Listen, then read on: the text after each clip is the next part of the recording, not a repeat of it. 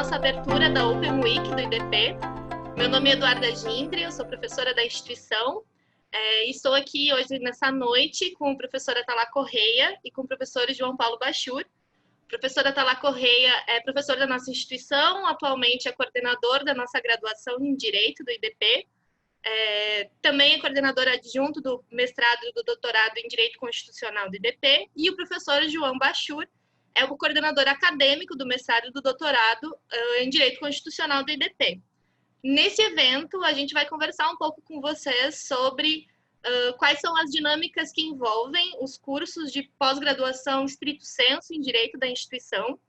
E quando eu falo as dinâmicas que envolvem, a gente vai falar para vocês como que o curso acontece, como que funcionam as disciplinas, passar algumas informações sobre os principais diferenciais da instituição nessa modalidade de pós-graduação. E não vamos falar somente do mestrado e do doutorado em Direito Constitucional, nós também vamos falar sobre o mestrado profissional em Direito, que é um curso que também funciona na nossa instituição, mas tem um perfil um pouco diferente. E para começar essa nossa conversa, né, que vai ser mais um bate-papo com os professores sobre as informações que envolvem os cursos, eu queria que os professores se apresentassem também, conversassem um pouco com vocês e falassem sobre a experiência deles enquanto mestrandos e doutorandos, como que foi essa experiência e por que eles escolheram chegar nesse caminho, né, chegar nesse momento da vida acadêmica que é de fazer um mestrado e um doutorado. Acho que a gente pode começar pela professora Thalá.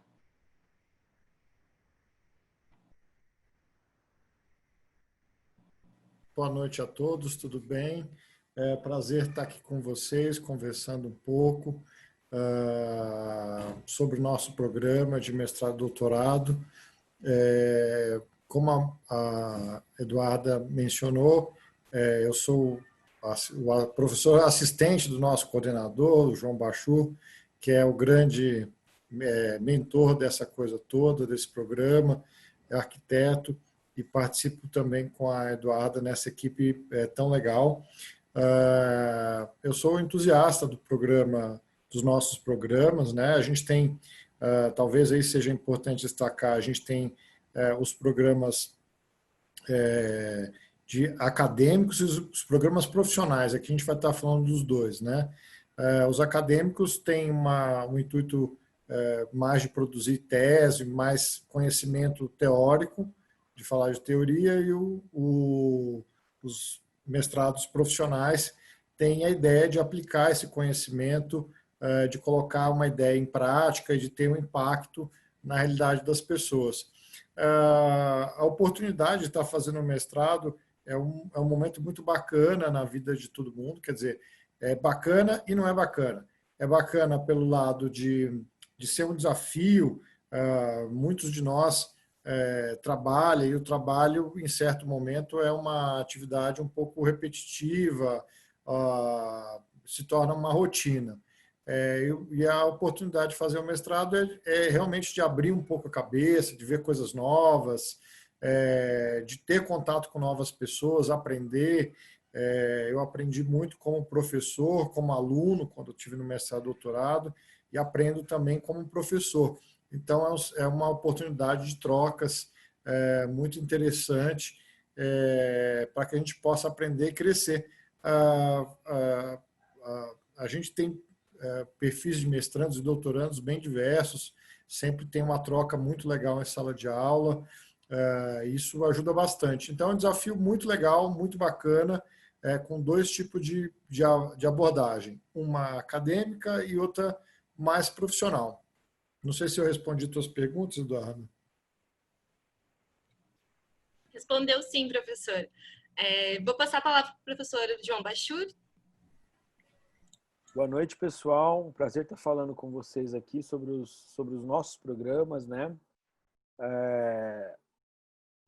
Eu coordeno mestrado e doutorado em Direito Constitucional no IDP já há 3 anos, e o que a gente tem visto é uma crescente procura e processos seletivos cada vez mais concorridos e com gente do país inteiro. Então, é um prazer estar falando para vocês. Eu acho que a gente tem, apesar das circunstâncias, tem tudo para ter um um grande segundo semestre. Nós fizemos uma transição para esse momento da pandemia sem nenhum percalço. Conseguimos manter o sistema de aulas presenciais, mas remotas, né? Não fisicamente presenciais, mas com a mesma grade de professores e os mesmos alunos. Então, a gente não teve nenhum sobressalto no curso. Então, isso é importante falar de saída, porque, né, no meio do ano ainda com uma situação um pouco indefinida, mas a gente tem muita segurança e muita infraestrutura de apoio administrativo, chefiada pela Eduarda, uma equipe preparada para lidar com as novas tecnologias e fazer com que a experiência não perca em nada com a experiência presencial, né? Eu acho que um diferencial do nosso programa é você ter uma organização que permite conciliar com a vida profissional. Acho que essa é a grande diferença. Qual é o tipo de aluno que a gente no IDP está buscando? A gente está buscando o profissional que está, por sua inserção profissional, pela experiência aí de ter 10, 15 anos de formado, que tem uma visão clara do contexto em que ele atua, como operador do direito, seja como advogado, seja como servidor, como juiz, como desembargador eventualmente, como promotor. Mas está na hora de fazer uma reflexão teórica ou conceitual mais profunda, e ele quer juntar teoria e prática. Então foi pensando nisso que a gente pensou um modelo que permite aos alunos conciliarem a experiência profissional com a vivência acadêmica. E por que permite? Porque a gente tem um sistema que concentra as aulas num formato weekend, que a gente chama. Se vocês olharem as principais instituições, as instituições de ponta no Brasil, né, nas quais a gente se espelha, com as quais a gente se pareia, como o INSPER e a FGV, todas migraram um pouco para esse sistema, justamente para valorizar a experiência profissional conciliada com a reflexão acadêmica. Então, as nossas aulas, elas são concentradas às sextas à tarde, sextas à noite, e sábado de manhã e sábado de tarde. Então, com isso, a gente sabe que as exigências são muito altas na vida profissional e familiar. Então, com esse modelo, a gente consegue conciliar. Veja que não são aulas de finais de semana, porque a nossa metodologia passa tarefas e leituras de um encontro para o outro. Mas os encontros são concentrados para você aproveitar ao máximo, numa verticalização, esse formato de discussão, né? Tudo sempre apoiado numa combinação de leituras teóricas e discussão de casos. Acho que, num primeiro momento, é isso que... Bom, os módulos são organizados em bimestres, então, a cada 2 meses, os nossos alunos têm condições de cursar pelo menos 2 disciplinas, e ele é estruturado de maneira a gente ter praticamente 1 ano no mestrado e no doutorado 1 ano e meio, cursando os créditos obrigatórios e optativos, para depois se dedicar à redação da dissertação e da tese. Acho que a princípio era depois agora, Duda, ver o que você quer que a gente aprofunde aqui, por favor. Claro. Acho que os professores começaram a pincelar algumas das características dos nossos cursos. E esse é o nosso objetivo ao longo da semana. A gente tem esse primeiro encontro com vocês, que é para passar um panorama geral de como os cursos funcionam, mas ao longo da semana também vocês vão poder escutar, a partir dos professores e dos alunos, como que é essa experiência do mestrado e do doutorado, dos mestrados e do doutorado no IDP, e também escutar um pouco sobre as linhas de pesquisa, o foco do trabalho de cada um desses docentes, porque o professor Bachir e a professora Tala falaram um pouco disso, de como o mestrado e doutorado ele é uma experiência completamente distinta da graduação, completamente distinta de uma pós-graduação lato sensu. Ele tem outro foco. O foco é proporcionar para vocês uma experiência em que vocês possam construir conhecimento de maneira autônoma, conseguir consolidar algumas ideias que vocês já têm na prática, mas através dos métodos acadêmicos, consolidar isso numa produção acadêmica sólida. E o foco do IDP é promover esse espaço de encontro e de fomento do conhecimento. E isso tem muita relação também com o próprio perfil do professor orientador. Vocês vão passar, né, ao longo do mestrado a acompanhar o curso junto com o professor orientador e seguir um pouco das leituras, compartilhar leituras, provocar algumas outras e apresentar, né, as leituras de vocês com esse professor orientador que vai guiar o trabalho, que vai resultar numa tese, numa dissertação. E isso, em geral, está mais na fase de encerramento do curso, o que não faz com que essa fase inicial do curso, que é a fase das disciplinas, não seja uma fase muito importante. O professor João Bachur falou que as nossas disciplinas, que são a parte, digamos, mais de dia a dia do curso, elas acontecem durante os finais de semana, no modelo quinzenal, que de 15 em 15 dias vocês têm um final de semana com aulas concentradas. Isso significa que, para muitos dos nossos alunos que já têm uma carreira profissional consolidada, se torna mais fácil conseguir conciliar essa rotina profissional com a rotina do mestrado, o que não significa que, obviamente, não vá ter um volume no trabalho de vocês, porque estudar é necessário, leitura é muito necessária, né? Os nossos orientadores cobram muita leitura dos nossos alunos, o que é de praxe em qualquer curso de mestrado e de doutorado, mas o nosso formato, ele vem para adequar a essa rotina profissional de vocês. E tem um detalhe interessante disso. Esse perfil profissional dos nossos alunos, ele não é só do aluno que vai vir para o mestrado profissional em Direito. Ele também é do aluno que vem para o nosso mestrado e para o nosso doutorado acadêmico. E a gente valoriza isso muito. Isso faz parte da pluralidade de estudantes que está dentro do IDP. Então, tanto se você optar pelo mestrado profissional, quanto se você optar pelo mestrado acadêmico, você vai ter essa mesma experiência de um mestrado que vai caber na sua vida, que vai conseguir conciliar com o trabalho do escritório, com o trabalho do tribunal, porque essa é a rotina da grande parte dos nossos alunos. Além disso, eu queria que os professores falassem um pouco sobre como que acontece essa estrutura de sair de um momento de disciplinas e aí entrar no processo de redação das teses e dissertações. O IDP tem vários projetos, né, que acontecem ao longo do semestre. Temos grupos de pesquisa, temos convênios editoriais, e queria que vocês contassem um pouco para os alunos também sobre essas iniciativas e como eles podem povoar o momento do mestrado e do doutorado deles com essas iniciativas que o IDP proporciona. Legal, Eduarda. Bom, essa transição é feita no IDP muito com apoio nos nossos grupos de pesquisa.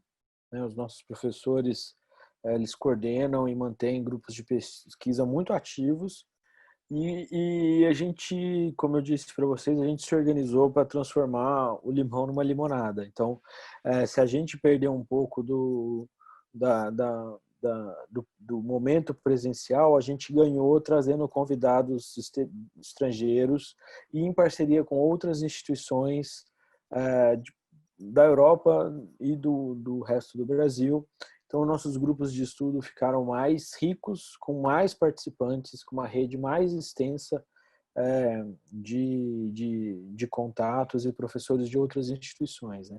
Então, o IDP está estruturado para te acompanhar desde o começo do seu ingresso, do cumprimento dos créditos obrigatórios das disciplinas, até a defesa da dissertação ou tese. Então, cumpridos os créditos obrigatórios e os optativos, né, lembrando que as alunas e os alunos eles têm total liberdade de escolher qualquer disciplina cursar. Eu estou na área de direito penal, mas tem uma disciplina muito legal aqui de ordem econômica e tecnologia. Claro que é livre para montar o currículo da melhor maneira e da maneira que melhor entender, né? Nós temos total compreensão de que é o aluno que tem que montar o seu percurso dentro da instituição. Mas uma vez cumpridas as disciplinas obrigatórias e optativas, o aluno passa para a fase de redação e no mestrado ele conta com os nossos seminários de dissertação e no doutorado com seminários de tese. Então eles são constantemente acompanhados por professores do nosso corpo permanente, que tem a única missão de acompanhar a produção do texto das nossas mestrandas, dos nossos doutorandos. Então, a gente estruturou essa maneira de você, ao concluir os créditos, seguir num grupo de pesquisa e, eventualmente, e também com essas disciplinas para ter um mergulho profundo na redação da sua disciplina, da sua dissertação ou tese. Além disso, a gente tem um monte de recursos online que permitem a consulta à bibliografia mais atualizada disponível, e dessa maneira os alunos têm uma tremenda experiência para conseguir fazer a redação dos seus trabalhos finais, né? Além disso, nós temos... só um minutinho. Além disso, nós temos convênios acadêmicos com instituições estrangeiras que permitem um intercâmbio muito rico para o aprimoramento da experiência do mestrando e do doutorando. E convênios com editoras renomadas, né? A gente tem a série DP Saraiva, que é uma série hoje com mais de 100 títulos. Nós temos uma parceria com a editora Almedina e com a editora Juruá. E tudo isso faz com que o trabalho dos nossos egressos seja visto, tenha visibilidade e seja recepcionado e lido pela comunidade jurídica, né? Então, a gente tem um trajeto que é preparar vocês para ter uma reflexão de peso, enriquecer já essa bagagem que os nossos alunos têm da prática com uma reflexão acadêmica, para daí cada um trilhar o seu próprio caminho, seja dando aula na graduação, indo para o doutorado, para o pós-doutorado, se tornando um pesquisador da instituição, e as possibilidades são muitas. Queria aproveitar o gancho do que o professor Bachur falou sobre essas iniciativas que permeiam a experiência do mestrado e do doutorado, para falar também um pouco do que diferencia um mestrado e um doutorado de outras pós-graduações, de outros cursos eventuais que vocês podem fazer. A gente está falando aqui um pouco de grupo de pesquisa, de se tornar um pesquisador, enfim, de algumas outras rotinas da vida acadêmica, que também é uma vida profissional, que não fazem parte, por exemplo, da rotina de quem vai fazer uma pós-graduação lato sensu, uma especialização, que procura se especializar num tema em específico. O mestrado, como a gente falou, é um outro momento, é uma virada de chave na vida de muitas pessoas, em que vocês vão se dedicar não só a se tornar um especialista num tema, mas se tornar um pesquisador, alguém que procura respostas para alguma pergunta de pesquisa que interessa a vida de vocês, seja a vida profissional, seja a vida política e social de vocês, e vão buscar nos métodos científicos uma forma de responder essa pergunta. Parece uma conversa muito de professor super teórico, mas isso tem reflexões práticas muito interessantes. Para quem é advogado, para quem tem uma rotina profissional muito pesada, às vezes é nesses momentos que vocês vão encontrar respostas para problemas profissionais concretos de vocês que vocês ainda não tinham encontrado. Sem falar também em outras questões muito positivas que essa experiência acadêmica do mestrado e do doutorado traz para vocês. Relacionamento com outros professores, relacionamento com colegas que também estão pesquisando os mesmos temas, uma validação maior, né, dos discursos de vocês. Ser mestre, ser doutor em direito vai ajudar vocês a acessarem alguns eventos acadêmicos, acessar publicações acadêmicas de peso. Além disso, a própria experiência docente, então vocês podem realizar o estágio de docência de vocês nos mestrados e no doutorado do IDP, vocês podem se formar enquanto professores e serem contratados por outras instituições de ensino ou pelo próprio IDP em algum momento para ministrar disciplinas em cursos de graduação e também em cursos de pós-graduação, tanto lato sensu quanto stricto sensu. E todas essas experiências, elas são válidas para os dois tipos de mestrado, né? Para o mestrado acadêmico e para o mestrado profissional. Porque o diploma é o mesmo diploma, é o diploma de mestre em Direito. Só que ou você optou por uma dissertação mais profissional ou você optou por uma dissertação mais teórica. Eu acho que essa foi a pergunta que o Rubens Neto deixou para a gente no chat, sobre se o mestrado profissional é indicado para quem quer ser professor universitário, e sim, ele é indicado. O seu diploma tem a mesma validade do diploma do mestrado acadêmico, e se o seu foco é um foco mais profissional, você está mais preocupado com fazer uma pesquisa mais prática, vai para o mestrado profissional que você vai se encontrar lá também. Além disso, deixa eu voltar aqui para algumas... Posso fazer uma observação aqui? Claro, vai lá, tá lá. Eu queria complementar o que o professor Bachur disse, e a professora Eduarda também. Muitos alunos me procuram com essa perspectiva assim, olha, o que é normal nessa fase também logo no começo. Mas é importante vocês terem em mente que o programa de mestrado ele é uma passagem desse momento em que você é aluno para o momento em que você se torna professor, se você se torna mestre, como o próprio nome diz. Então, isso talvez não fique claro para todo mundo, mas exatamente o programa é desenhado para que você tenha autonomia. Então, de forma bastante sintética, no primeiro ano você vai fazer as disciplinas. No segundo ano você vai se dedicar a escrever a tua dissertação ou a tua tese. Nesse ano das disciplinas, as disciplinas obrigatórias são poucas e variam de programa para programa. É importante lembrar que no programa acadêmico, o nosso foco é direito constitucional. Então, alguém perguntou aqui, quero fazer um doutorado acadêmico em direito econômico e desenvolvimento. Dá para fazer isso? Dá para fazer, mas seu título vai ser título de doutor em direito constitucional. Então, você vai precisar vincular o programa do desenvolvimento à área constitucional, o que não é uma questão muito difícil de fazer, tanto que é uma linha da nossa pesquisa. Mas veja, eu costumo usar esse exemplo, o meu tema de pesquisa no meu doutorado foi sobre prescrição e decadência. A Eduardo e o Bachur ficam cansados de ouvir isso, mas a verdade é que você não chega no seu doutorado e você não vai ter um professor que vai dizer, boa tarde, a prescrição começou no ano tal, os requisitos são esses, as suas estruturas são essas.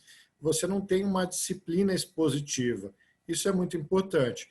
Então, boa parte dos alunos vai passar o programa sem ter uma aula expositiva sobre aquele que é o seu problema de pesquisa. E boa parte do trabalho dos professores se centra nisso, nos problemas de pesquisa. Então, veja bem, que talvez seja um problema comum. O primeiro problema, quando você está nessa fase, é perceber que no programa de mestrado, no programa de doutorado, ninguém vai te ensinar. Na realidade, você vai aprender com suas próprias pernas a ser um mestre e a ser um doutor. O que os professores vão fazer vão te apoiar, vão te ensinar a metodologia necessária para isso e, eventualmente, você vai ter grandes professores que vão falar exatamente daquele teu tema. E eles vão poder indicar para vocês as leituras, as reflexões necessárias para você crescer naquele segmento da sua pesquisa. Então, o problema, a questão principal nesse momento é encontrar um problema de pesquisa. Então, o professor João Bachur é um professor que tem larga experiência, mas ele também tem grande trajetória nas pesquisas de Luhmann. Então, quando você vai pesquisar Luhmann, por exemplo, o Bachur é uma das nossas referências na instituição. E esse pode ser um problema meramente teórico. Então, se o seu problema tem a ver com a teoria do Luhmann, por exemplo, o professor João Bachur certamente poderá te indicar leituras, reflexões e fazer contrapontos nessa tua caminhada.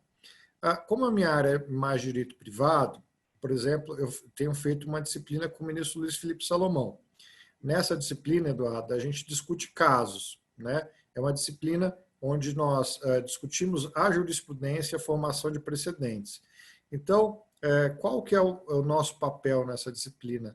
É fomentar nos alunos algumas questões. Então, tem aluno que vem com problema de direito de família, sobre alienação parental, por exemplo. Tem aluno que vem com o tema, por exemplo, da limitação das astrentes, né? E eu indico, você pensou nisso, já leu isso, já fez aquela reflexão, e a partir daí os alunos vão desenvolvendo. Então, isso é legal para você ver que você tem espaço para todos os tipos de problema. Essa é a primeira observação. A segunda coisa é que tem problemas que vão ser mais práticos e problemas que vão ser mais teóricos. Um problema vinculado a Luhmann, geralmente é um problema teórico. Um problema mais prático, como, por exemplo, como os tribunais devem julgar as astrentes, se elas podem ser limitadas ou não, tende a ser um programa uma pesquisa mais aplicada, com efeitos práticos. E aí você desenvolve uma pesquisa nessa linha. Como a Eduarda disse, o professor que tem o título de mestre no mestrado profissional também pode ser professor e pode desenvolver normalmente suas atividades. Você pode fazer o mestrado profissional e depois o doutorado acadêmico.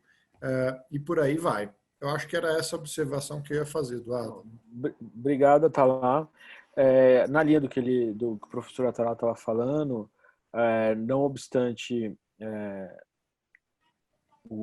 esse ponto que ele ressaltou, né, talvez você não encontre exatamente uma disciplina sobre o seu tema, a nossa grade de oferta é muito ampla. Então, eu acho assim, desde direito administrativo sancionador, programas de anticorrupção e compliance, colaboração premiada, direito antitrust no CAD, teoria da Constituição, teoria dos direitos fundamentais, tem teoria de Luhmann, mas tem também do Working, Alex, tem uma ampla variedade de disciplinas, tanto de teoria quanto dos outros ramos do direito, tudo alinhavado pelo direito constitucional, porque essa é a nossa concepção pedagógica, de que o direito constitucional estrutura todos os ramos do direito privado, inclusive, né, a constitucionalização do direito privado, tudo isso é importante. Então, a gente tem uma série de disciplinas de todas as áreas, todos os ramos do direito, e é muito bom, porque tem muita gente que vem com uma cabeça, vou fazer exatamente esse projeto aqui, quando chega e vê a oferta, muda completamente, porque tem tanta coisa acontecendo. E o IDP também, ele é um think tank que realiza uma diversidade de eventos com inúmeros palestrantes de outros países. Então, isso tudo ajuda muito a enriquecer a experiência. É o que a professora Eduarda falou, né? A gente sabe que o mestrado e o doutorado, ele não é um texto como outro qualquer, ele é uma experiência de vida. Você não faz 2, você não faz 3 na vida, você faz 1.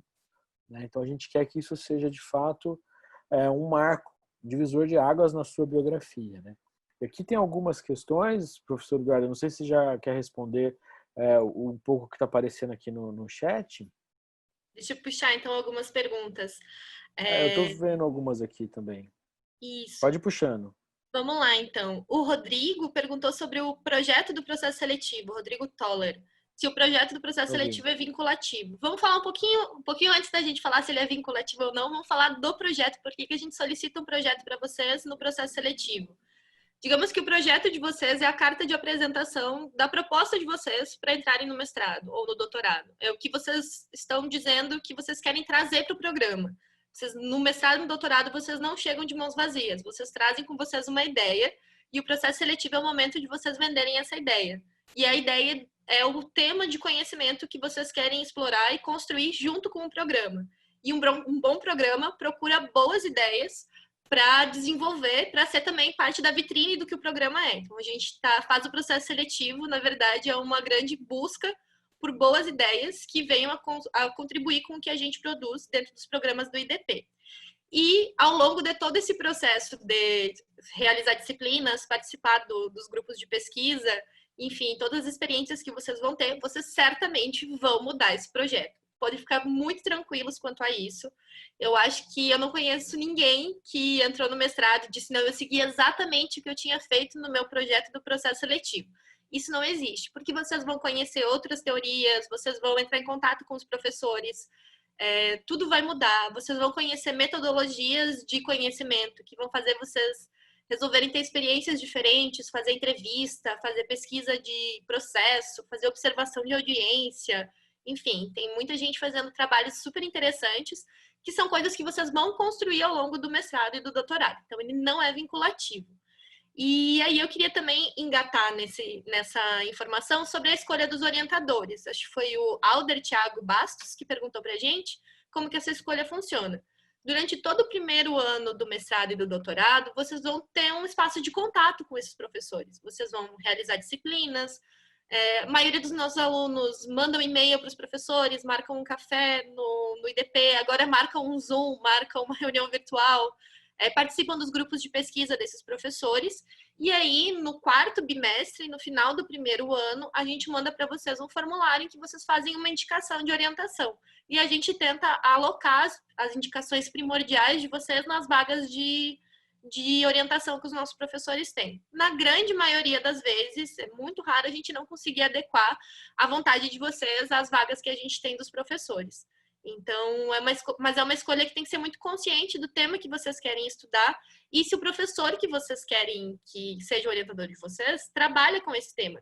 E aí entra também essa pergunta, engata na pergunta do Giovanni, deixa eu ver quem foi que perguntou. Isso. Giovanni tinha perguntado sobre a área de interesse do programa. Durante os próximos 3 dias, vocês vão ter contato com os professores do MPD, do Mestrado Profissional em Direito, e com os professores do mestrado e do doutorado acadêmico em Direito Constitucional.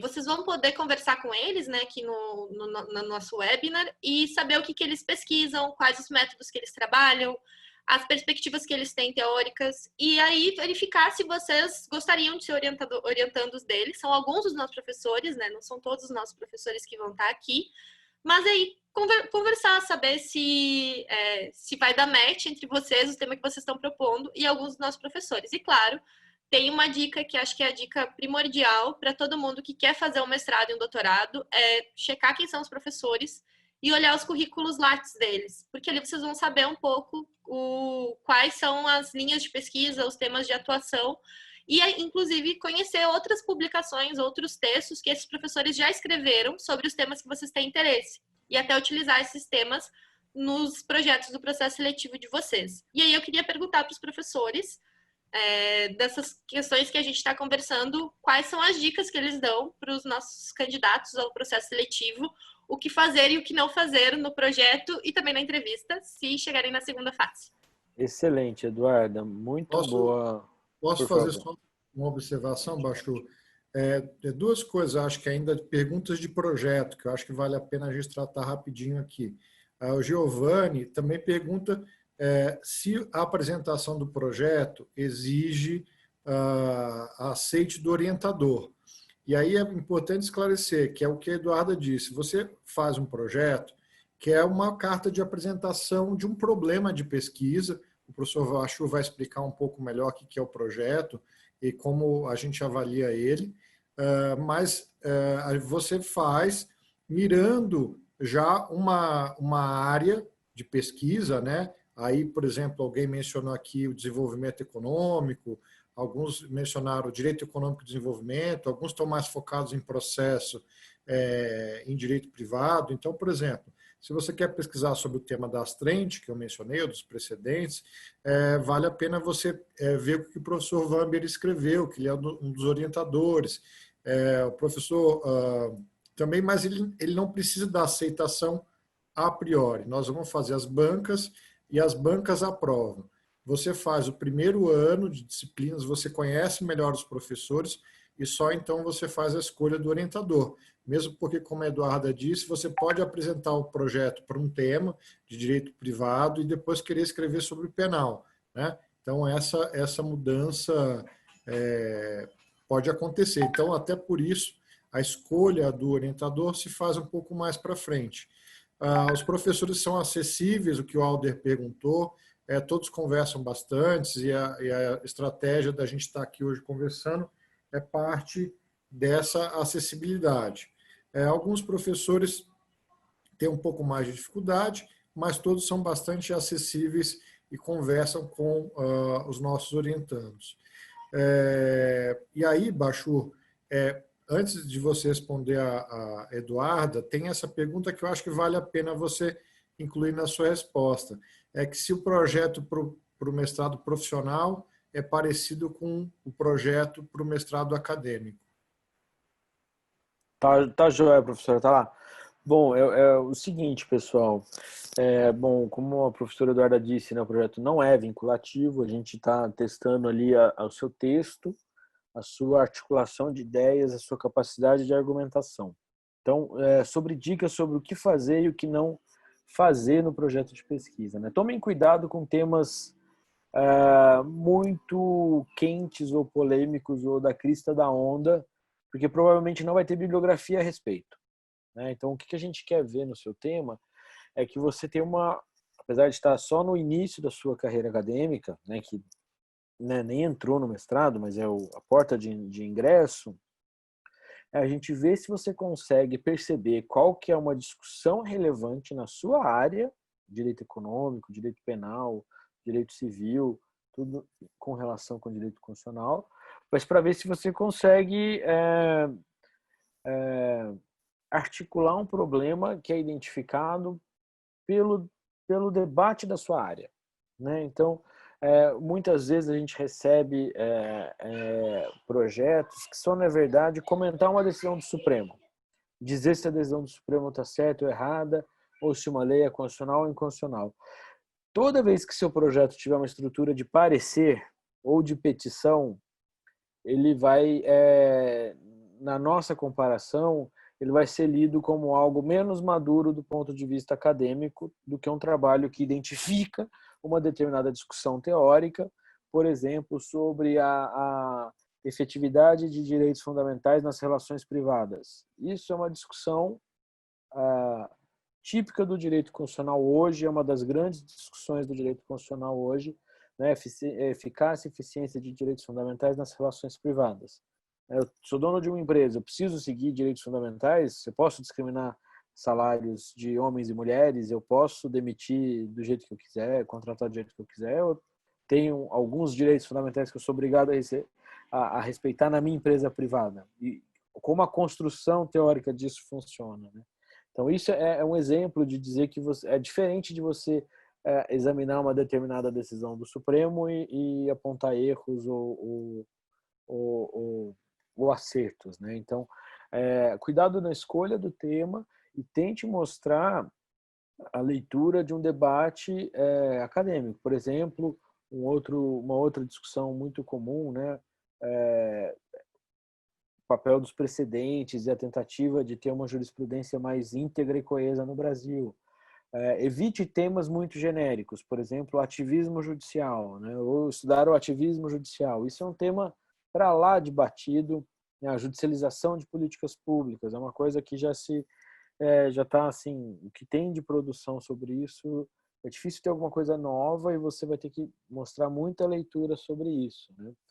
Então, os principais cuidados com o tema é engatar a sua discussão num debate que já exista na academia e mostrar essa leitura. Quanto melhor você conseguir fazer isso, mais chance você tem de ser selecionado. E acho que tem uma chave também interessante, né, que para mostrar a sua leitura, uma sugestão, fujam dos manuais e e pesquisem artigos científicos. Por isso que eu falei para vocês pesquisarem nos currículos Lattes dos professores. Procurem a plataforma Lattes, uma plataforma mantida pela CAPES, que reúne currículos de todos os pesquisadores do Brasil, e pesquisem os nomes dos professores do programa que vocês têm interesse que sejam os orientadores de vocês. Lá vocês vão verificar que eles têm vários artigos publicados. Os nossos docentes publicam muito. E esses artigos vão trazer para vocês, não aquela abordagem geral sobre o tema, mas uma abordagem específica, inovadora, que vai abrir o olhar de vocês para um pedacinho desse tema que vocês têm interesse, que é um pedaço mais inovador, que é um pedaço que é mais objetivo, mais certeiro para a redação da dissertação, e que vocês provavelmente vão conseguir apresentar um projeto mais interessante do que um projeto super aberto. Professora Atala, acho que queria fazer uma colocação também. Eu queria trazer, dentro do que o Bachur falou, eu queria trazer o exemplo que eu estou usando hoje aqui, que é o exemplo mais para o direito privado. Um aluno me perguntou na semana passada, Bachur, sobre essa questão da limitação da astrente. E ele chega para mim e diz assim, olha, professor, eu sou a favor da limitação da astrente, né? Por conta disso, disso, disso e disso. Esse tipo de abordagem, esse tipo de raciocínio é o que o Bachur... O que é astrente? Astrente é a multa do processo civil. Faça isso sob pena de multa diária de R$1.000 por dia, tá? É a multa diária. Multa combinatória. É uma multa combinatória. Tá. Então, ele veio com essa pergunta, mas essa pergunta veio, como o professor Bachur disse, numa forma de petição, né? Olha, eu acho que tem que ser limitado. Isso é característico do que a gente faz quando escreve uma petição, quando escreve uma decisão, quando escreve um parecer. Você está defendendo uma posição. Pior ainda é se a pessoa diz, olha, eu estou aqui com base nisso, fundado no manual A, B e C.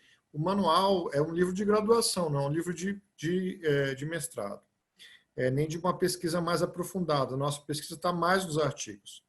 Então, como é que eu fiz para corrigir esse? Ele tem um problema e o projeto começa com esse problema. A vantagem desse problema é que é um problema bem delimitado já. Ele está falando de astrente, não está falando de um problema amplo como a justiça no mundo ocidental, ou como o Bachur disse, como controle de políticas públicas, ou como precedente. É um problema que já está bem ali. É astrente, é processo civil. Aí eu pedi para ele, mas quais são os precedentes relevantes? E ele me traz uma série de precedentes, e a maioria deles dizendo que as astrentes são limitadas, mas que em caso de recalcitrância, elas não são limitadas. Aí eu pergunto para ele, você quer limitar ou não quer limitar? Ele falou, bom, limitem uns casos e não limitem outros. Bom, aí você já começa a perceber o que é um problema acadêmico. Você não está defendendo uma tese. Qual é o problema dele? É identificar em que casos a multa não tem limite ou em que casos a multa deve ser limitada e por quais fundamentos. Porque a jurisprudência não estabeleceu isso muito claramente. E aí vocês podem ver a delimitação de um problema que não traz uma resposta fechada, né? Ele é um problema aberto. Qual é o meu problema? Investigar o problema das astrentes e saber se elas devem ser limitadas e em quais circunstâncias. Tá? Esse é um problema que ele trouxe dentro de uma disciplina, tá? Mas poderia ser uma pesquisa mais aprofundada. De novo, vamos lá. Ele é um problema que ele é multifacetado, pode ser sim, pode ser não, então é um problema melhor elaborado. E ele se propõe uma pesquisa na jurisprudência e na doutrina sobre isso. O que é também interessante desse problema, além dele não ter uma resposta muito clara a priori? Ele é um problema que vai caracterizar toda pesquisa de mestrado profissional ou acadêmico e doutorado também. Você vai ser capaz de percorrer tudo aquilo que foi produzido. Então, você vai ser capaz de ler o que foi produzido no Brasil sobre esse tema, os vários artigos, as várias referências, e você vai poder fazer um apanhado disso tudo.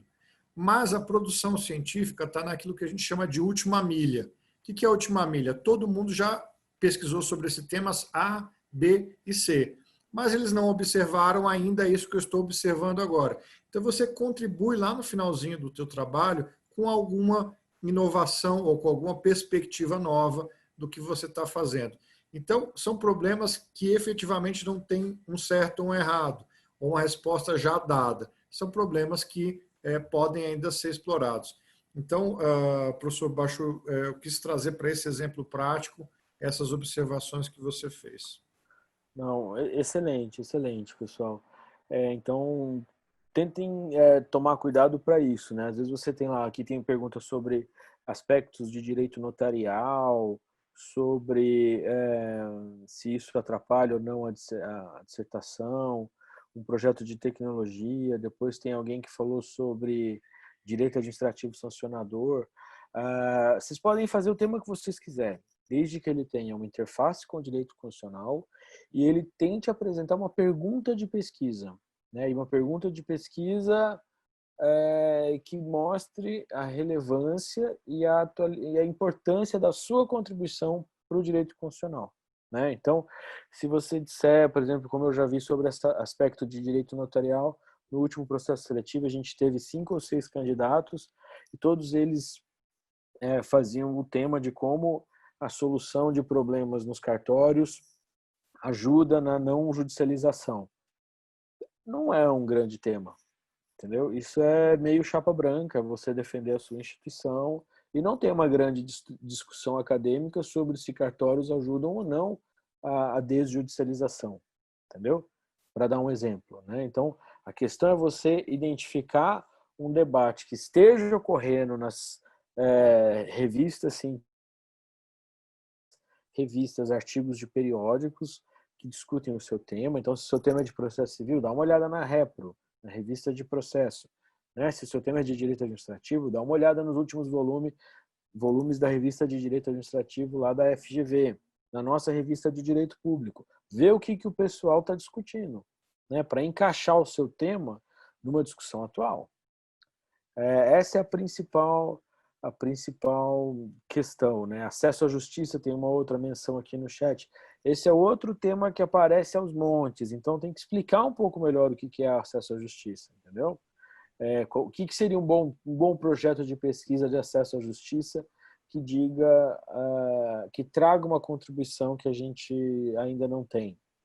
Esse tipo de cuidado é que tem que ter, né? E é óbvio que você é livre para mudar o projeto depois que você entra no doutorado, não, no mestrado ou no doutorado. Não é vinculativo.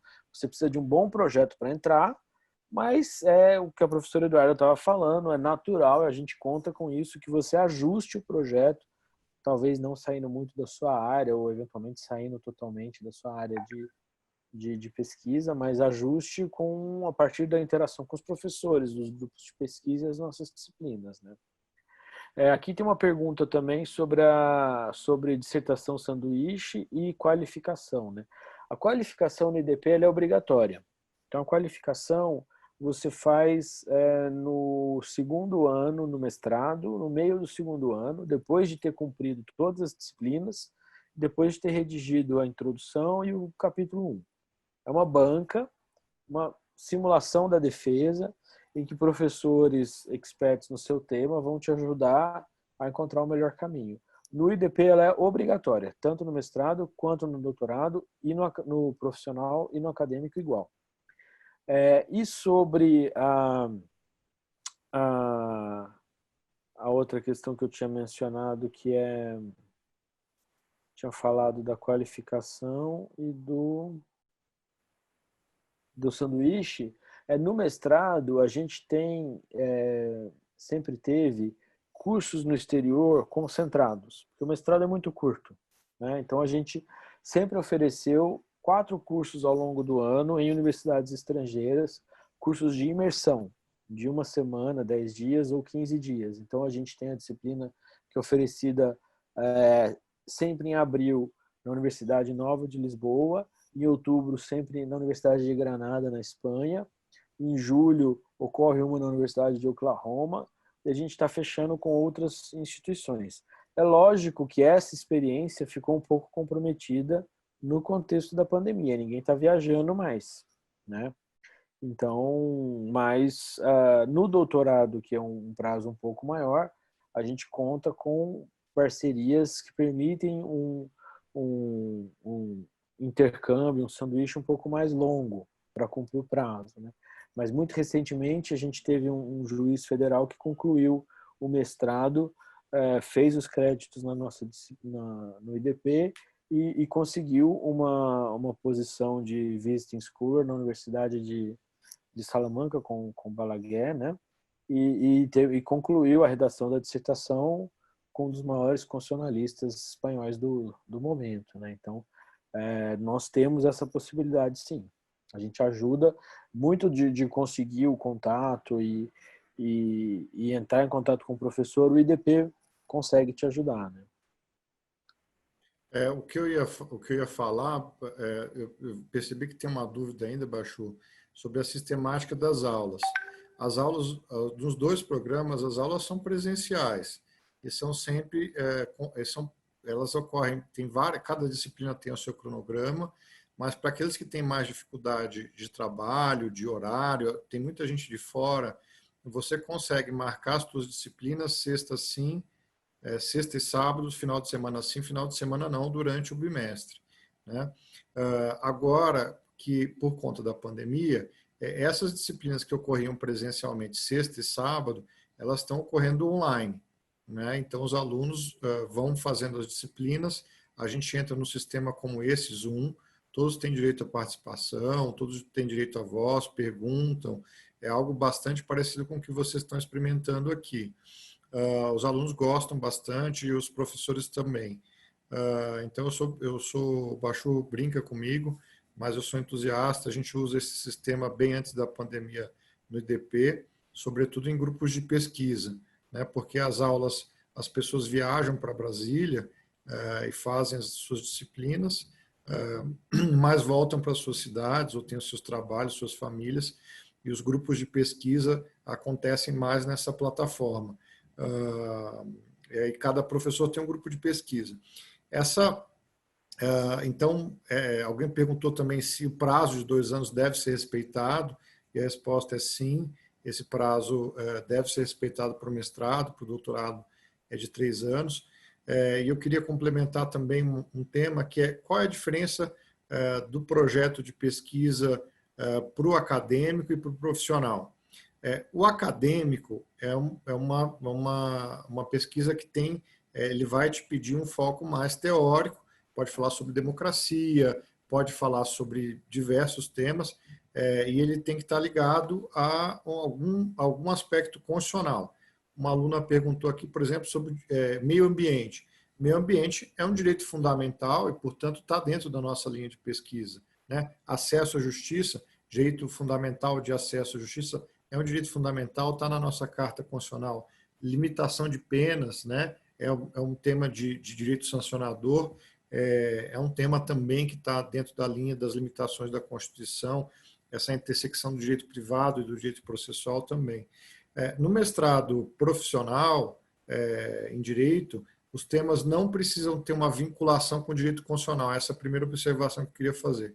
Então, quando o professor Bachur diz a pesquisa tem que conversar com o direito constitucional, essa é uma observação que é válida para o mestrado acadêmico. Para quem vem para o mestrado profissional, não precisa ter essa preocupação de diálogo com o direito constitucional. A única preocupação que você vai precisar ter é que a sua pesquisa tenha um resultado prático. E esse resultado prático pode ser bem simples, olha, eu pretendo melhorar as rotinas de trabalho, até objetivos mais amplos, como eu pretendo uma lei nova para tratar desse tema específico, né? Na pandemia, por exemplo, surgem temas de responsabilidade médica. Os médicos devem responder ou não devem responder, esse é um tema que foi apreciado pelo Supremo. Então, esses conhecimentos mais aplicados na prática têm mais a ver com o mestrado profissional. Queria fazer algumas complementações também, né, nas colocações dos professores. Primeiro, falando um pouquinho sobre a continuidade de estudos prévios, né? Tanto o Alder quanto o Walter perguntaram se eles podem dar continuidade a estudos que eles já realizaram. Não só podem, quanto devem. Se vocês já realizaram o TCC da especialização, o TCC da graduação, ou se já tem alguns artigos publicados sobre um tema, vocês devem dar continuidade à pesquisa de vocês, já é um tema que vocês têm afinidade, mas estejam abertos para o que o mestrado vai trazer para vocês. Assim, é muito provável que vocês vão dar uma guinada nas discussões que vocês têm sobre esse assunto, porque vocês vão conviver com outros professores e eles vão fazer novas perguntas para vocês. E nessas etapas anteriores, principalmente na especialização, a gente não se preocupa tanto em responder uma pergunta de pesquisa. A gente fica mais confortável no espaço de ir lá e defender o nosso ponto de vista, até nosso ponto de vista profissional ou corporativo, como o professor Bachur falou. E aqui no mestrado a gente vai fazer outra exigência de vocês, que é apresentar uma dúvida honesta, sincera sobre um tema, e se colocar num espaço de curiosidade e ir atrás dessas respostas. E uma outra coisa que eu queria complementar também é que vários de vocês trouxeram alguns temas que nós temos professores da casa que já produzem sobre isso. E eu falei para vocês irem atrás dos currículos Lattes, mas outro caminho interessante para vocês conhecerem os programas é buscarem o repositório de teses e dissertações do IDP. Então, quando vocês acessam a biblioteca do IDP, isso está aberto, tem um link para o nosso repositório. E lá vocês vão encontrar várias outras dissertações já produzidas dentro da instituição. E essas dissertações podem dar para vocês insights que vocês podem utilizar nos textos de vocês. Então, por exemplo, o que o Dori falou de direito notarial. Salvo engano, o professor Roberto Freitas já orientou temas em torno desse assunto. A Marcela falou sobre interseccionalidade e acesso à justiça. A professora Mônica e a professora Carolina, a professora Mônica do mestrado profissional em Direito e a professora Carolina do mestrado acadêmico e do doutorado acadêmico. São duas professoras que trabalham com esse assunto. Inovação, a Juliana e o Rodrigo falaram sobre inovação e tecnologia. São dois temas que também são abarcados nos dois programas. No mestrado profissional em Direito, o professor Guilherme Pinheiro é uma referência para a gente nesse assunto, e no mestrado e no doutorado acadêmico, a professora Laura Schertel. Então, são professores que você também pode procurar para dar para emergir nas produções deles. E ainda em Direito Administrativo Sancionador, você também encontra professores nos 2 programas que vão abordar esse assunto. Acho que o professor André Calegari chega a falar um pouco disso, mas a área dele é mais penal. Mas no mestrado profissional em Direito, você tem a professora Karin Kasmaier, o professor Guilherme Pinheiro, novamente, Leonardo Estrela e o professor Carlos Vinícius, que também vão ser ótimos orientadores para esse assunto. Uma outra informação. Oi? Queria mencionar também as dúvidas comuns, assim, tem a ver com que tema pode ser interessante. É natural que vocês queiram que a gente diga assim qual é o tema que nós gostaríamos que vocês apresentassem para vocês poderem ser aprovados. Obviamente não tem uma resposta certa para isso, porque a ideia é que você apresente o teu projeto e nos convença que a pesquisa é boa, que vai levar um bom caminho. Essa é toda a questão da seleção. Mas nós temos aí muita coisa sendo produzida em webinars também.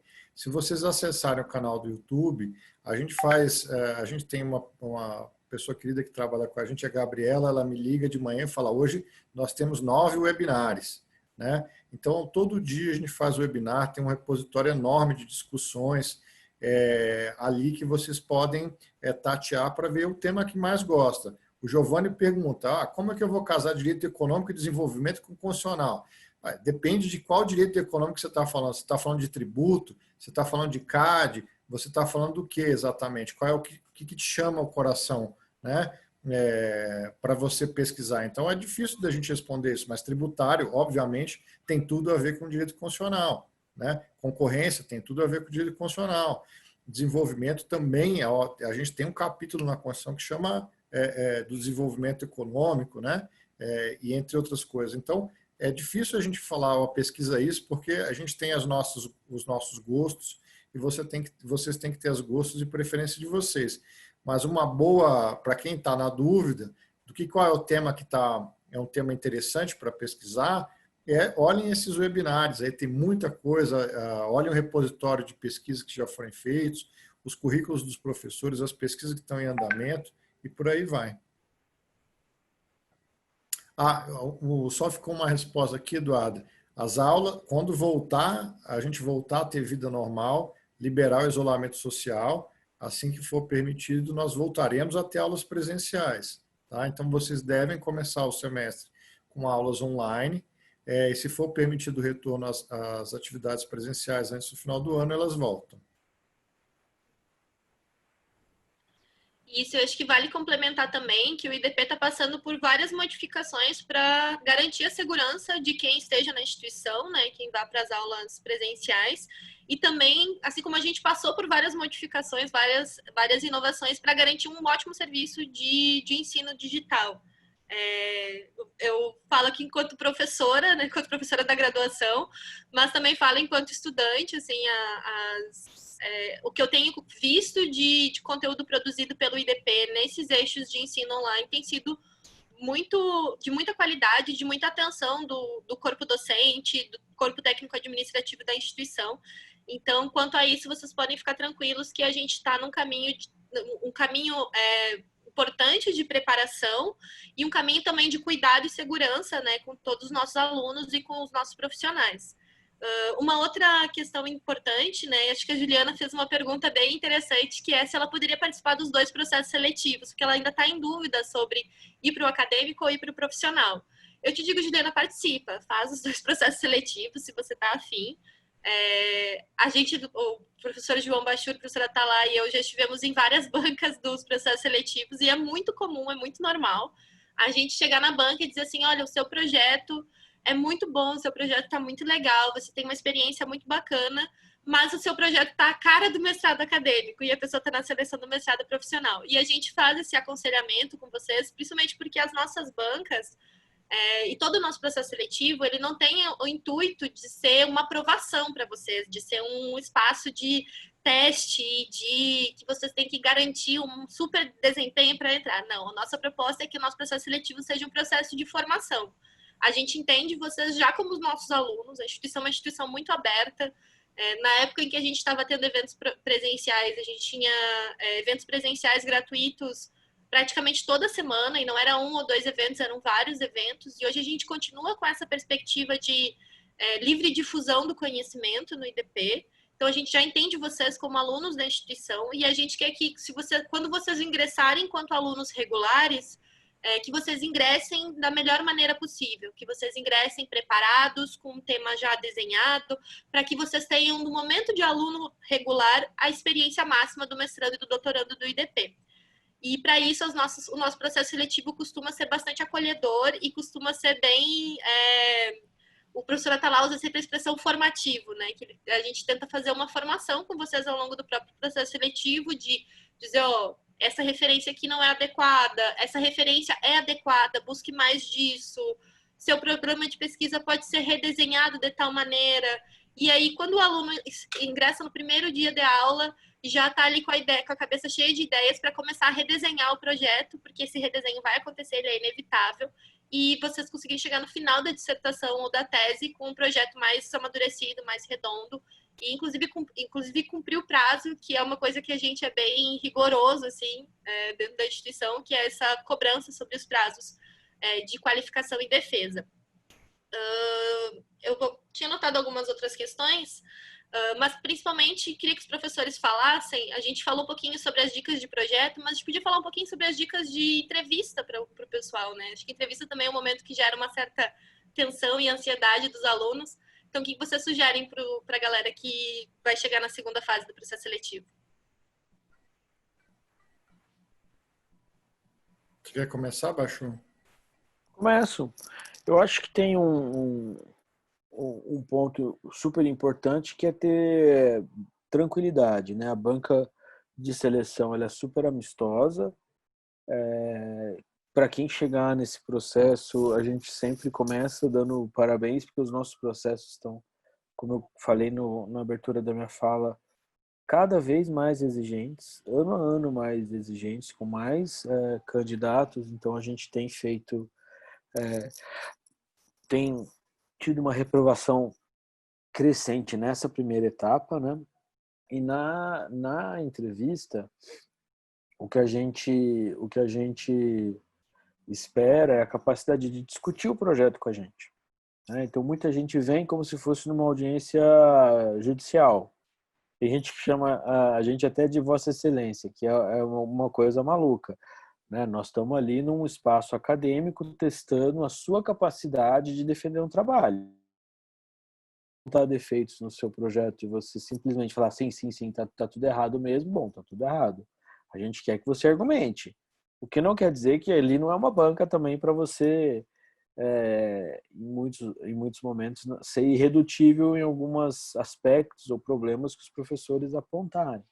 Então, é o primeiro teste de interlocução acadêmica, né? Por exemplo, você fez um projeto, você virou madrugada fazendo isso, e você vai virar muitas para transformar um projeto em dissertação ou tese, né? É impossível ter o título de mestre ou doutor sem sacrifícios pessoais, né? Isso não existe.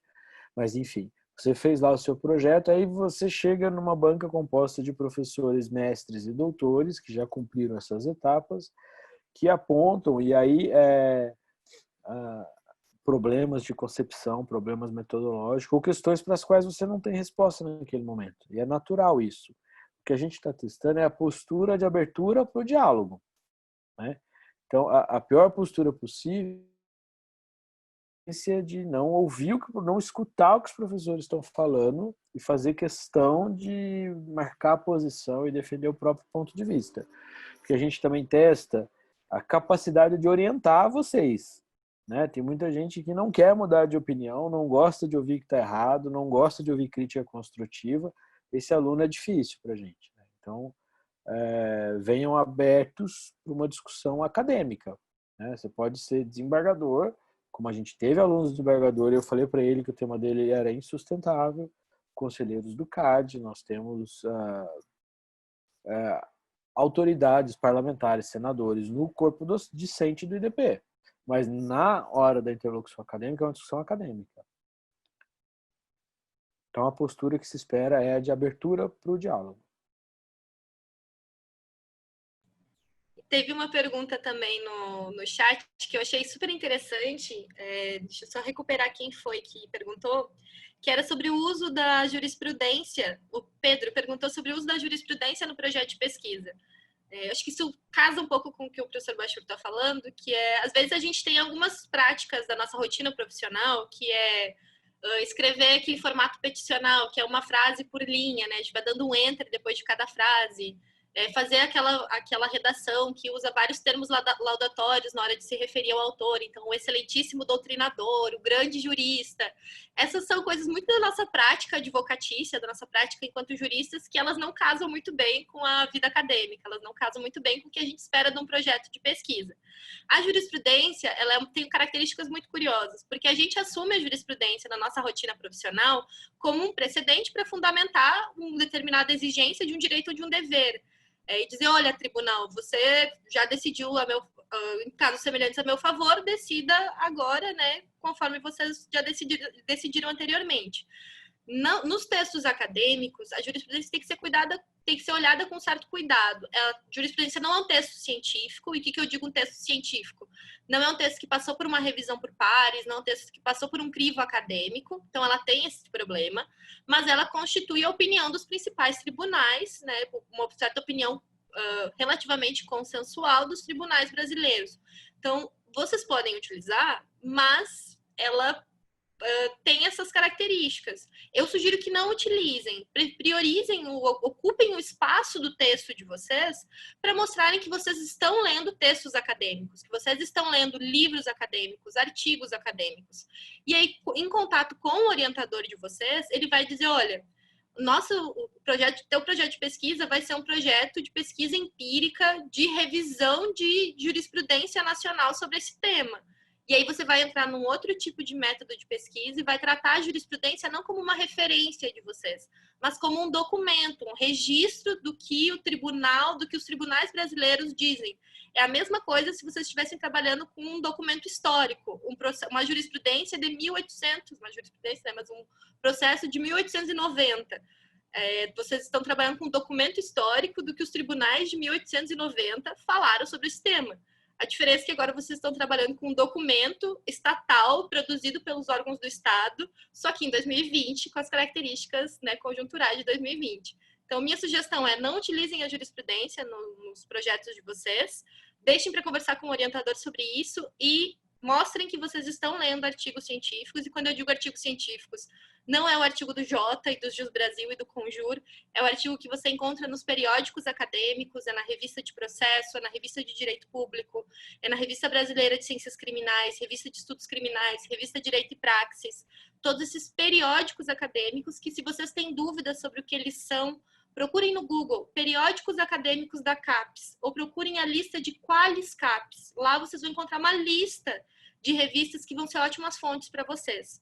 Mas vão por esse caminho que eu acho que vocês vão chegar na banca e vão fazer com que os avaliadores de vocês elogiem vocês por terem feito essa pesquisa.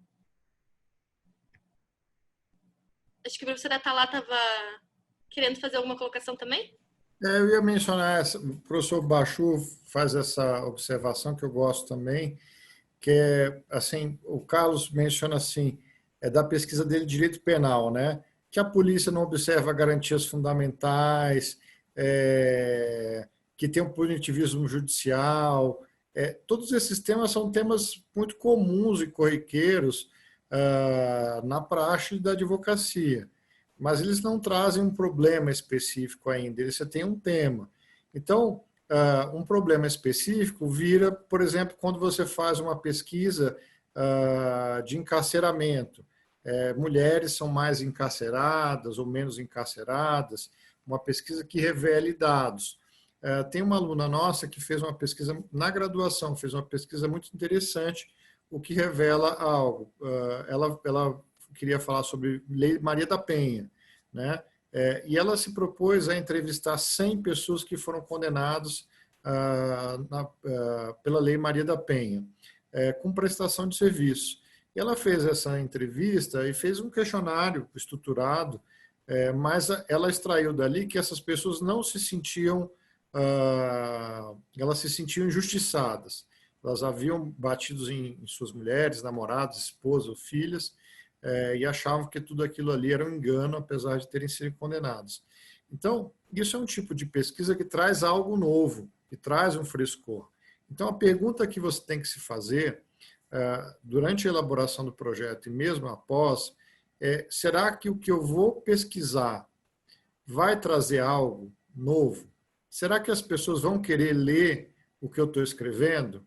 Ou será que o meu trabalho vai ser igual a 200, 500 trabalhos que tem por aí no mercado?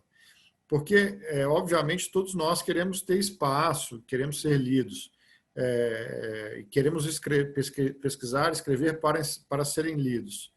Então, essa é uma pergunta sincera que a gente tem que se fazer. Obviamente, você tem que pesquisar algo que você goste. Eu vi aqui que o Giovanni não gosta de CAD, mas então pesquise sobre outro tema. O Carlos gosta do tema de direito penal. Mas é isso, Carlos, o que você vai escrever que as pessoas vão gostar de ler? O que você vai trazer de frescor nessa discussão sobre o punitivismo judicial?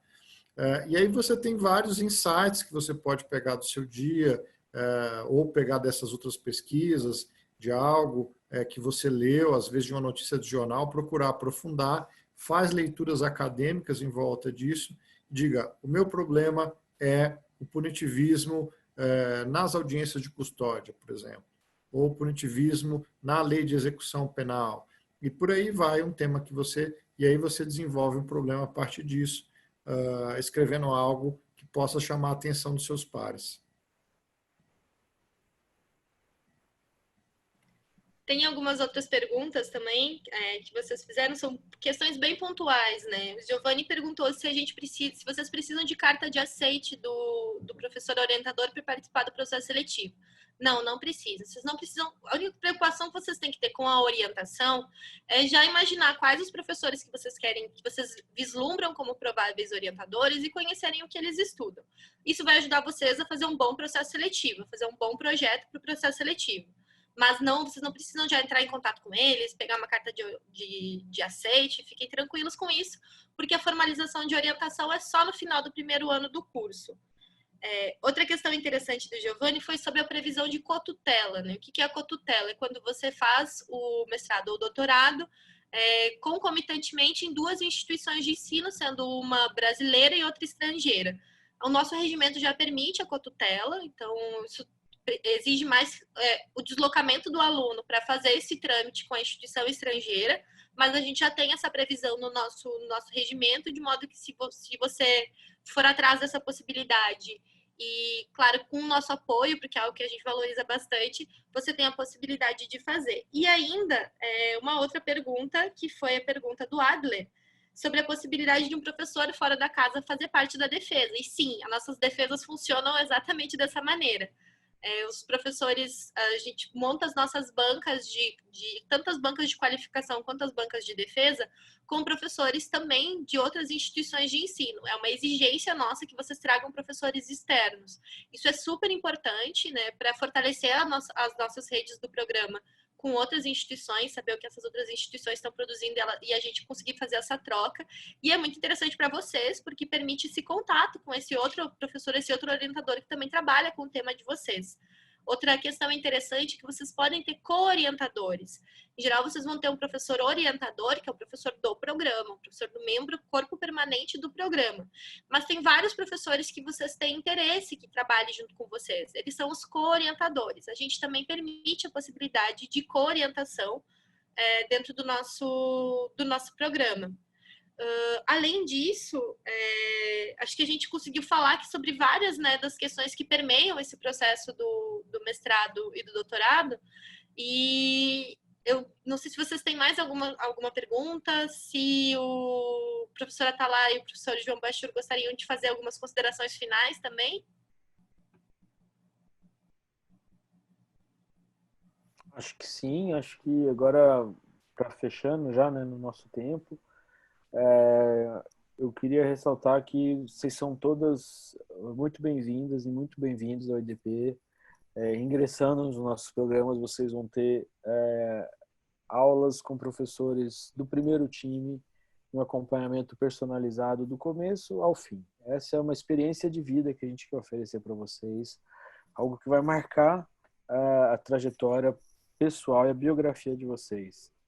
Foi assim com o meu doutorado, foi assim com o doutorado do professor Atalá, está sendo assim com o doutorado da professora Eduarda. Todos nós tivemos experiências acadêmicas muito satisfatórias, e é isso que a gente gosta de trazer para o IDP e quer que vocês tenham. Então, contem com a gente. Se tiver mais alguma dúvida que a gente não esclareceu nesse webinar, escrevam, por favor. A gente vai ter o maior prazer de responder. Tá bom? É isso também. A Beatriz mandou a pergunta aqui, perguntando quando é que vai ser o novo processo seletivo. E, na realidade, Beatriz, nós estamos aqui justamente porque o processo seletivo está aberto. Faz parte da nossa cultura conversar com vocês e dizer aquilo que a gente espera, como a gente está fazendo aqui. Eu vi algumas menções aqui de pessoas, eu fiz um projeto, posso repetir? A gente, quando faz a entrevista, a gente dá um feedback dizendo aquilo que está positivo e que está negativo. Você pode reapresentar um projeto com as melhorias que a gente vai dizendo. Obviamente, a gente espera que os projetos melhorem se você não foi aprovado no primeiro processo seletivo. Mas a verdade é essa, que o Bachur disse. Essa história de pesquisa, de mestrado, doutorado, tem um significado muito importante para todos nós. A gente tenta ter um ambiente legal, os alunos adoram, é muito interessante para a gente, professor, porque eles crescem, a gente vê vocês crescendo, tem muitas atividades com professores estrangeiros, tem as disciplinas no exterior, tem um crescimento pessoal, e isso vira uma grande comunidade. É muito legal, muito bacana, fica o nosso convite para vocês participarem dessa comunidade do IDP, desse ciclo de coisas legais, de crescimento, de boas vibrações, que não é só acadêmico, uma série de outras coisas que a gente vai fazendo. Esperamos ver vocês aqui todos conosco. E fiquem com o meu abraço. Então, pessoal, nos encaminhando para o encerramento do nosso evento, né? Foi muito bom dividir essa noite com vocês, escutar as dúvidas que vocês têm sobre o processo seletivo. Acho que a última pergunta que a gente não tinha respondido tinha sido a da Ana, que estava perguntando se vai reapresentar a tese. A professora está lá, já deu a deixa, né? Reapresente. Para quem não entrar nesse processo seletivo, tente no próximo. A gente, como eu falei, a gente entende vocês como nossos alunos. O IDP é uma instituição muito aberta.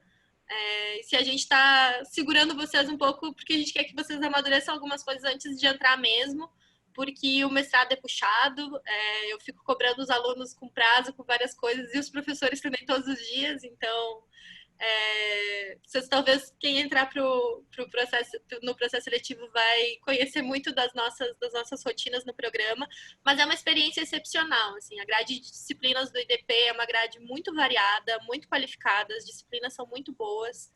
Tenho certeza que vocês vão ter uma experiência muito positiva e que vai abrir várias portas para vocês, tanto portas de novas reflexões, quanto portas na vida profissional mesmo e nas experiências que vocês podem ter. Queria também ressaltar a data, né, do encerramento das inscrições do nosso processo seletivo, vão até dia 27 de julho, então entre em contato com o nosso setor comercial para fazer as inscrições de vocês, e encaminhem bons projetos, nós estamos ansiosos para saber o que vocês estão pensando em pesquisar, e também queria reiterar a nossa programação para os próximos dias aqui da Open Week. Amanhã vocês têm 2 encontros. No primeiro momento, encontro com os professores do mestrado e do doutorado acadêmico, que é a professora Osmar Paixão, o professor Vambi e a professora Marilda. E no segundo momento, a partir das 8h30, um encontro com o professor Guilherme Pinheiro, com a professora Karen Kasmaier e com o professor Carlos Vinícius, para a galera do administrativo, acho que são alguns dos professores de administrativo da casa que estão vinculados ao nosso mestrado profissional em Direito. No dia 16, vocês começam também a noite com a professora Carolina, o professor Vinícius e o professor Celso de Barros, do mestrado e do doutorado acadêmico, e encerram com o professor Orlando Facchini, o professor Luciano Fuch e o professor Luiz Gurgel, que é ministro do STJ, e são os professores do nosso mestrado profissional em Direito. Né? Primeira rodada com os professores do PPGD, do mestrado e doutorado acadêmico, e segunda com os professores do MPD. E no dia 17, a gente encerra essa primeira rodada de apresentação dos professores, né? Primeira experiência nossa apresentando para vocês nossos professores online, com o professor Hilton, o professor Georges, no primeiro momento, e no segundo momento, o professor Gustavo Justino, a professora Marília Sampaio e a professora Mônica Sapucaia, os primeiros professores também do mestrado e do doutorado acadêmico em Direito, e no segundo momento com os professores do mestrado profissional. É uma ótima oportunidade para vocês conhecerem as experiências de pesquisa deles. Eu acho que vai ser um momento bem interpessoal também, para vocês construírem uma primeira relação com esses docentes. São docentes super abertos, tenho certeza que vocês vão ter uma interlocução muito boa com eles. E a gente espera também repetir experiências como essa com os outros professores do programa e também passando para vocês mais sobre as características do nosso processo de stricto sensu em Direito, que é muito gratificante. Enfim, aguardamos então os retornos de vocês e espero que tenha sido uma noite proveitosa para vocês, assim como foi para a gente. Um abraço. Boa noite, pessoal. Fiquem bem. Boa noite, gente. Um abraço. Tchau, tchau.